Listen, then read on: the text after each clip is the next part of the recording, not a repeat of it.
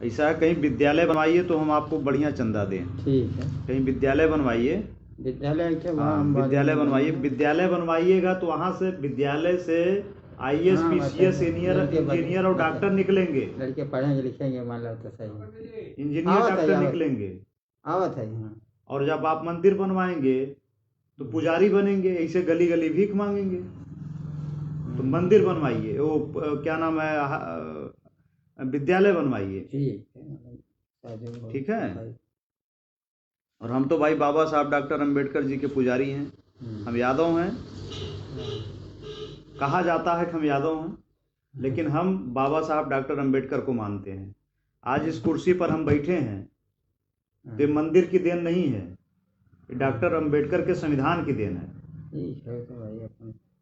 बात समझ रहे हैं? अगर आप बाबा साहब ना होते, संविधान में न लिखे होते कि अहिर भी जिला पंचायत सदस्य बन सकता है, तो हम यहाँ जिला पंचायत सदस्य बन के बैठे होते? नहीं बैठे होते। तो हम किसकी पूजा करें?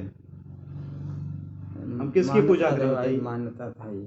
तो हम अगर आज जौनपुर जिले में जिला पंचायत की हैसियत से यहाँ हम बैठे हैं तो बाबा साहब डॉक्टर अंबेडकर की देन है। और ये देखिए बाबा साहब की मूर्ति ये हमारे दिल के पास हमेशा रहती है भाई। वो तो सही है कि नहीं? आज आप अभी आपको कुछ हो जाए तो एफआईआर आप कराने जाएंगे तो किसके द्वारा कराएंगे? आप मंदिर जाएंगे कि या थाने जाएंगे?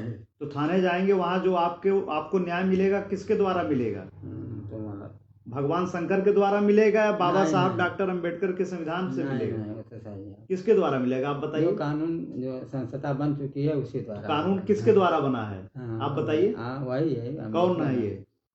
अम्बेडकर नगर जो आप बाबा साहब डॉक्टर अंबेडकर।